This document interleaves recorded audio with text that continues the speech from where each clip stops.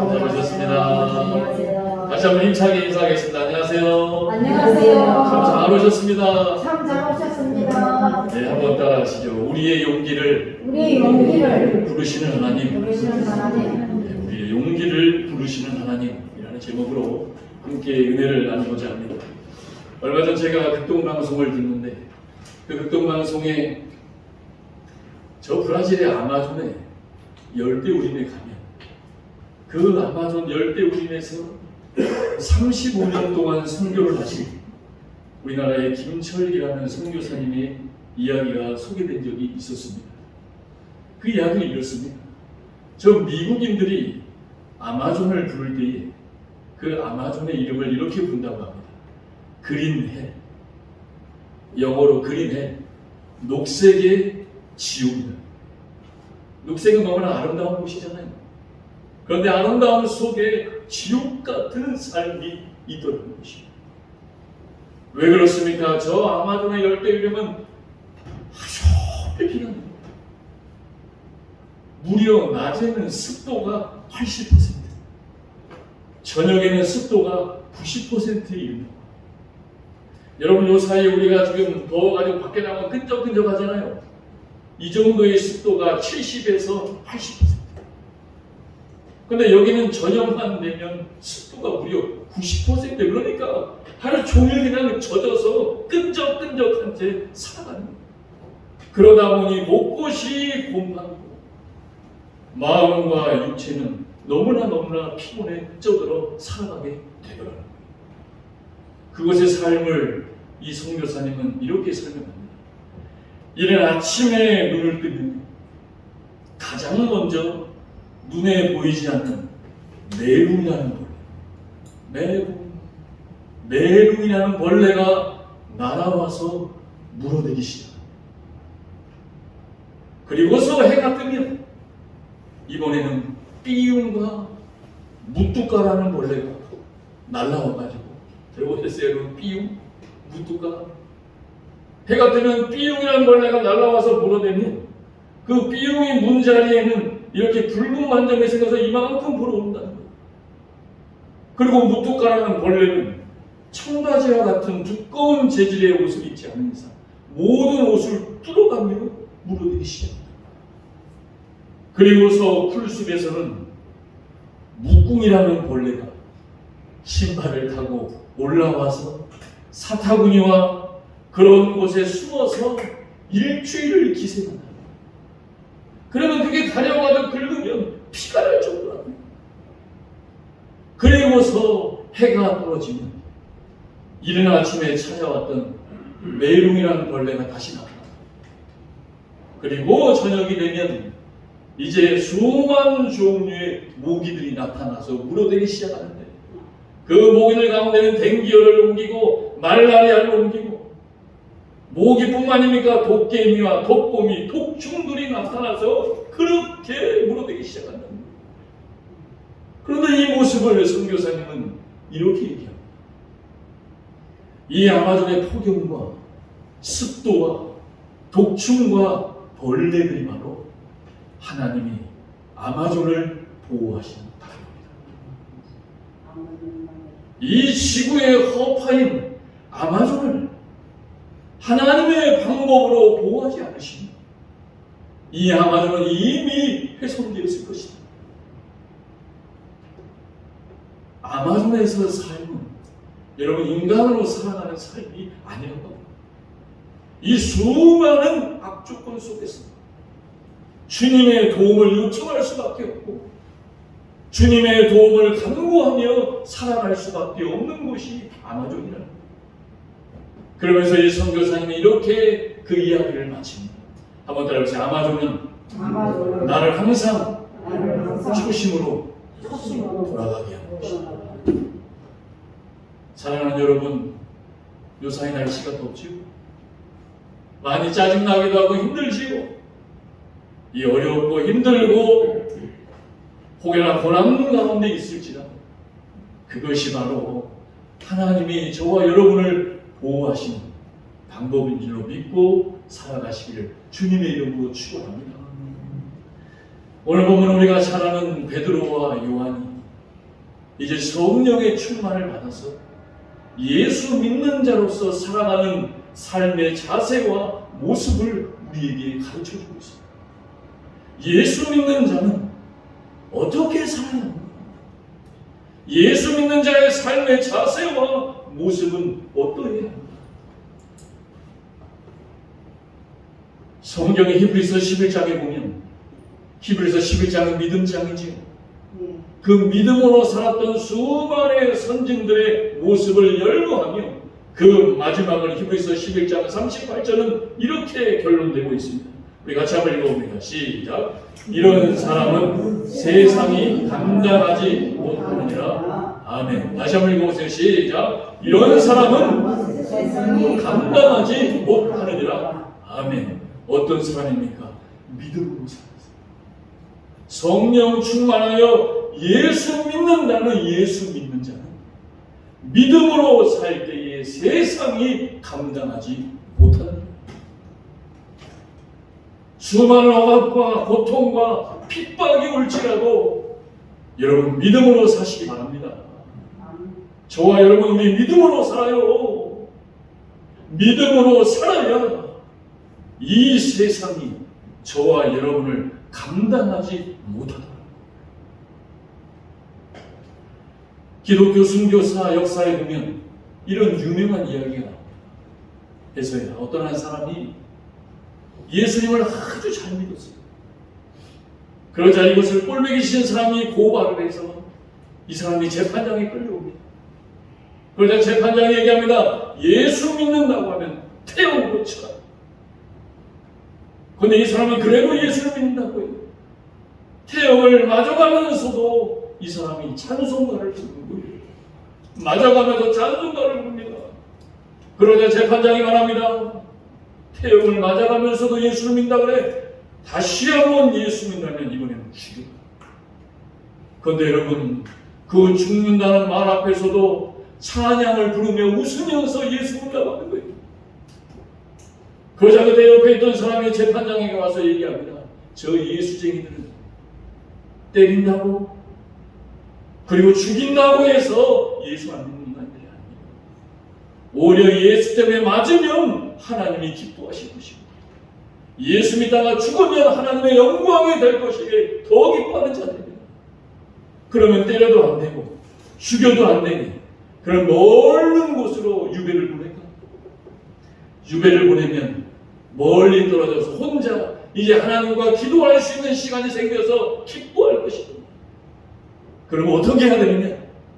저들에게 돈을 많이 주어서 출소를 시키라. 저들이 가장 무서워하는 것은 향락과 타락에 빠져 죄 짓는 것을 가장 무서워한다는 거예요.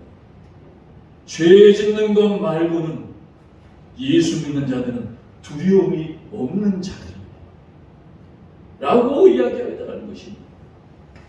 사랑하는 여러분, 하물며 오늘 본문에 베드로와 요한이 있습니다. 지금 예수 때문에 핍박받고 있습니다. 예수 믿는다는 말하는 것 때문에 어려움과 고초를 당하고 있더라는 것입니다.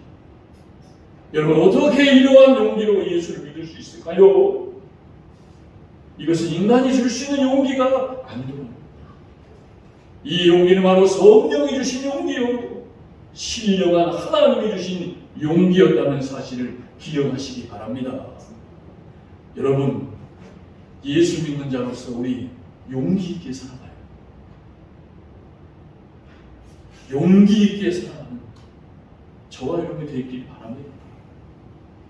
그럼 이제 본문을 중심으로 어떻게 살아야 예수 믿는 자로서 이렇게 담대하게 살아갈 수 있는가? 우리 본문을 통하여 살펴보기를 원합니다. 첫째입니다. 우리 13절 말씀 같이 한번 읽어봅니다. 시작. 그들이 베드로와 요한이 담대하게 말함을 보고 그들을 본래 한문 없는 범인으로 말하다가 이상히 여기며 또 전에 예수와 함께 있던 줄도 알고 아멘. 첫째입니다. 우리 같이 한번 읽어봅니다. 시작. 하나님은 오늘도 나의 용기를 부르시고 계신다. 첫째입니다. 하나님은 오늘도 저와 여러분의 용기를 부르시고 계십니다. 혹시 여러분 가운데 지금 사랑으로 견디고 계시는 분 계십니까? 사랑 때문에 견디고 계시는 분 계십니까? 그 사랑이 바로 하나님이 부르신 용기입니다. 지치지 마십시오. 포기하지 마십시오. 혹시 여러분 가운데 지금 억울함으로 견디고 계시는 분 계십니까? 억울할지라도 하나님이 주시는 용기를 붙잡으세요. 혹시 여러분 가운데 지금 원수를 갚고 싶지만 갚지 않고 있는 분이 계십니까? 그 용기는 너무나 귀한 용기라는 사실. 고난과 역경과 좌절 가운데 있을지라도 하나님은 지금도 나의 용기를 부르시고 계십니다. 그 믿음으로 살아가야 될 줄로 믿습니다. 오늘 많은 현대인들이 말합니다. 왜 이렇게 내가 나약한 존재가 되었을까? 왜 이렇게 내가 이렇게 나약한 존재가 되었을까? 그들이 하는 답이 뭔 줄 아세요? 용기가 없기 때문입니다. 내가 이렇게 나약하게 된 이유는 나에게 용기가 없었기 때문이었다. 자기들 스스로도 알고 있어요. 그랬더니 어떤 분이 말합니다. 목사님, 용기를 낼 건덕지가 있어야 용기를 내죠. 용기는 지위가 높고 권세가 높고 지식이 많고 돈 많이 있는 사람이나 용기가 있는 것이죠. 여러분, 권세 많은 자들이 용기가 있던가요? 권세가 많을수록 용기가 없습니다. 지식이 많을수록 용기가 있던가요? 지식이 많을수록 교만합니다. 지위가 높을수록 용기가 없어요. 돈이 많을수록 고민과 걱정이 더 많더라고요. 그래서 한다는 말이 뭡니까? 무식하야 용기입니다. 들어보셨어요? 무식한 사람이 용기가 있다. 그게 진짜 용기입니까? 그건 만용이요. 참 용기가 아니지요. 이제 우리는 베드로와 요한이 가졌던 그 용기가 과연 어디에서 왔는지 한번 생각해봅니다. 물론 베드로와 요한이 가졌던 용기는 성령의 충만이었습니다. 그렇다면 과연 성령 충만이 베드로와 요한의 무엇을 움직이고 격동시켰기에 이 베드로와 요한은 이렇게 하나님이 부르신 용기로 살아갈 수 있었던 것일까? 먼저는 사랑하는 여러분 기억하십시오. 성령 충만을 받았더니 하나님의 말씀이 성경 말씀에 눈이 열리게 되었다. 여러분, 하나님의 말씀에 눈이 열려야 용기가 생깁니다. 다시 말해서 하나님의 말씀이 들려야 인간은 용기가 생기거든요. 그전에도 봤던 하나님의 말씀이 내일도 볼 것이고 내일 모레도 볼 것입니다. 그러나 그전까지만 해도 이 하나님의 말씀이 나에게 용기가 되어지지 않았습니다. 그런데 성령의 충만함을 받았더니 이 하나님의 기록된 모든 말씀은 우리 주 예수 그리스도를 나타내기 위한 말씀이었으므로 해석이 되더라는 것입니다. 그렇게 될 때부터 인간은 용기를 가지게 되더라. 오늘 베드로와 요한이 만났던 이 안전뱅이가 일어난 사건, 그것도 이 하나님의 말씀 가운데 이루어진 섭리적 사건이에요. 그리고 내가 있고 나의 오늘이 있었음을 하나님의 말씀을 통하여 깨닫게 되어지니 인간은 그제서야 용기를 갖게 되더라는 것입니다. 사랑하는 여러분 보십시오. 말씀의 은혜를 받아야 용기가 생기죠. 말씀의 은혜를 받아야 내가 정말로 말씀대로 살아요. 근데 말씀이 들려지지 않아요. 하나님의 말씀에 눈이 열리지 않아요. 그러면 또 그전에 살던 대로 살아가는 거예요. 그러면서 하는 말이 뭡니까? 인간은 여러분 내가 별 볼 일 없습니다. 내가 별 볼 일 없는 존재라고 생각하고 내가 하는 일이 별 볼 일 없는 일이라고 생각되어질 때 용기가 사라집니다. 그렇게 살아가는 여러분, 하나님은 오늘도 저와 여러분을 이 예배를 통하여 용기로 부르시는 줄 믿으시기 바랍니다. 이 용기를 가지고 가정으로 나아가시고 세상으로 나아가시고 학교로 나아가시고 나의 모든 곳으로 나아가는 저와 여러분이 될 수 있기를 바랍니다. 그리고 여러분, 하나님이 주시는 용기는요, 우리 주 예수 그리스도를 사랑할 때 주십니다. 여러분, 우리 주님을 사랑하십니까? 우리 주님을 사랑하세요? 미쳐야 미친다는 말이죠. 거기에 이르도록 미쳐야 미친다. 여러분, 사랑해야 두려움이 없는 것입니다. 온전한 사랑이 두려움을 내쫓는 거예요. 자녀를 향한 어머니의 그 사랑이 어떠한 두려움에서도 이기고 승리하는 거죠. 사도 바울이 뭐라고 고백합니까? 내가 전제로 드려질지라도 나는 기뻐하며 살겠다. 전제가 뭡니까? 피를 흘려서 내가 죽어지는 제사법입니다. 내가 피를 흘려 전제와 같은 제사처럼 죽어질지라도 나는 기뻐하겠다. 이 주님을 향한 사랑이 여러분 우리에게 용기를 주시는 줄 믿습니다. 그리고 마지막은 여러분, 결단하는 마음이 있어야 용기가 있어요. 그렇죠? 결단하는 마음으로 사셔야 돼요. 오늘도 이 예배를 통하여 하나님이 저와 여러분을 결단하게 하시는 그 마음으로 살아가시길 바랍니다. 직장에 다니며 세상 생활하다 보면 예수 믿는다고 하면 왕따시킵니다. 예수 믿는다고 하면 저 사람들이랑 같이 어울리지 못할까봐 나가서 예수 믿는다는 말 못해요. 제가 지난번에 말씀드렸죠. 예수 믿는다고 말하면 술을 못 마실까봐 말을 못합니다. 어느 집사님이 회식 자리에서 나는 예수 믿기 때문에 술 안 마십니다 했더니 어떤 분이 오셔가지고 나도 장로야 마셔보려. 자기 예수 믿는다는 말, 장로란 말 숨겼어요. 내가 예수 믿기 때문에 세상에서 왕따를 당해야 된다면 당하십시오. 거룩한 왕따를 당하는 결단이 있어야 돼요. 저 사람들이랑 못 어울릴까? 내가 회사 생활하면서 이 사람들이랑 어울리지 못하면 내 밥그릇이 위험해질까봐 아직도 결단하지 못하는 그 결단에 오늘도 하나님은 저와 여러분을 용기로 부르신다는 사실을 기억하시기 바랍니다. 그 용기를 가지려면 하나님의 말씀에 눈이 열리고 그리고 그리스도를 사랑하셔야 돼요. 그래도 오늘 이 예배를 통하여 결단하는 믿음이 바로 하나님이 저와 여러분을 용기로 부르시는 줄 믿으시기 바랍니다. 두 번째입니다. 우리 13절 말씀 다시 한번 읽어봅니다. 시작.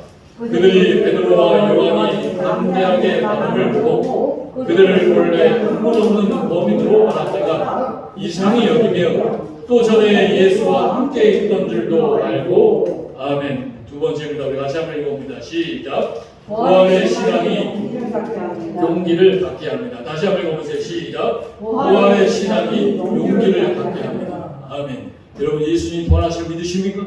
아멘. 예수님 부활하심을 믿으세요? 이 부활의 신앙이 나에게 용기를 갖게 합니다. 예수님은 나를 위하여 부활하십니다. 오늘 본문에 봐보세요. 이 제사장들이 베드로와 요한을 신문합니다. 신문하면서 뭐라고 얘기해요? 본래 학문 없는 범인. 이 학문 없는 범인이라는 언어의 뜻을 보면 글자를 모릅니다. 글자도 모르고 배운 것도 없고 별 볼일도 없는 그런 별 볼일 없는 사람인데 그렇게 조롱하며 그렇게 여러분 핍박하는 것입니다. 그런데 여러분 생각해 보세요. 학문도 없는 짐승 같은 사람이 하나님의 말씀을 거침없이 전하니 그것이야말로 하나님의 역사 아니겠습니까? 배우지도 못하고 아무것도 없는 사람이 하나님의 말씀을 거침없이 전하는 것, 그것이 바로 하나님의 역사다. 여러분, 본래 베드로는 우리가 잘 알듯이 다혈질의 사람이었어요. 다혈질하는 사람의 특징이 뭡니까? 급해요. 욱해요. 막 떠들어대는데 실상은 별 볼 일 없는 아주 나약한 인간입니다. 예수님이 십자가에 달려 돌아가신다고 말씀하시면서 베드로에게 뭐라고 말씀하십니까? 내가 오늘 밤 나를 3번 부인한다. 그랬더니 다혈질의 베드로가 뭐라고 말해요? 한번 따라해보세요. 내가 주와 함께 죽을지언정 부인하지 아니하리라. 내가 죽을지라도 부인하지 아니하리라. 그리고서 예수님 십자가에 달려가다가 어떻게 돼요? 도망가 버리잖아요. 도망가다가 잡혔어요. 너 예수님의 제자 베드로 아니야? 그랬더니 내가 제자 맞습니다 했어요. 죽을지어도 나는 베드로입니다 맞아 했어요. 그래서 모르는데 또 물어봅니다. 너 예수님의 제자 아니냐? 아 모르는데. 너 내가 분명히 봤는데 뭐라 그래요? 나는 예수의 제자가 아닐 뿐더러 내가 예수의 제자 되면 저주를 받을 것이다. 맹세하며 뭐라고 말합니까? 나는 내가 하는 말을 알지 못하노라. 그래서 이 베드로의 3번의 부인을 threefold deny, 3중 부인. 이 베드로가 주님을 3번이나 부인했어요. 그런데 오늘 말씀에 보면 그 베드로가 부인했던 장소에서 그 장소에서 신문을 받고 있는 거예요. 그 부인했던 장소에서 신문을 받으며 오늘은 뭐라고 합니까?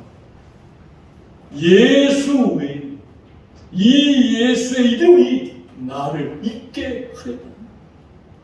여러분 생각해 보세요. 내가 예수를 모른다고 부인했던 그 장소에 하나님이 나를 다시 잊게 했어요. 그 자리에서 예수를 또 모른다고 부인하던가요? 이제는 예수밖에 없다라고 베드로가 선포하더라는 것입니다. 사랑하는 여러분, 그렇습니다. 저와 여러분이 이렇게 다니다 보면 내가 옛날에 이 장소에서 이러한 죄와 이러한 하나님 기뻐하는 삶을 살지 않았던 장소를 또 하나님이 갖다 놓을 때가 있습니다. 그러나 이제는 죄지지 않아요. 이제는 예수를 모른다고 하는 것이 아니라 나는 예수 때문에 내가 하나님을 믿는 자로 살았습니다. 여러분, 베드로는 변론에 능한 사람이 아니었어요. 변론을 위해서 철학적인 훈련을 받는 사람도 아니었어요. 일개 평범한 하찮은 어부 출신이었어요. 그런데 그 베드로가 뭐라고 담대히 말합니까? 우리 19절 말씀 같이 한번 읽어봅니다. 시작. 베드로와 요한이 대답하여 이르되 하나님 앞에서 너희의 말을 듣는 것이 하나님의 말씀을 듣는 것보다 옳은가 판단하라. 아멘. 그전에는 예수를 모른다고 했는데 이제는 뭐라 그래요? 하나님 앞에서 하나님의 말씀을 듣는 것보다 너희 말을 듣는가, 너희 말을 듣는 것이 옳은가 판단하라. 여러분, 도대체 이러한 베드로의 이 용기는 어디에서 온 것입니까? 그것이 바로 13절 후반부에 있습니다. 우리 13절 말씀 같이 한번 읽어봅니다. 시작. 또 전에 예수와 함께 있던 줄도 알고. 베드로는 예수와 함께한 사람. 예수님과 함께 3년을 살았고, 그리고 예수님의 십자가의 지심을 보았고, 그리고 더 나아가 예수님이 부활하시는 것까지 보았다는 것입니다. 다시 말해서 예수의 부활의 신앙, 베드로와 요한에게 이러한 용기를 주었다는 거예요. 사랑하는 여러분, 그렇습니다. 예수의 부활을 믿으십니까? 아멘. 예수님이 부활할 것이기에 나도 부활함을 믿습니까? 아멘. 이 부활의 신앙이 있느냐, 없느냐는 천지 차이가 납니다. 예수를 믿는 사람과 예수 믿지 않는 사람은 장례식만 가봐도 알아요. 예수 믿지 않는 분들이 예수 믿는 분들의 장례식 가면 가장 많이 놀라는 게 뭔지 알아요? 예수 믿는 자들은 장례식 때 이렇게 찬송을 부릅니다. 찬송을 찬송.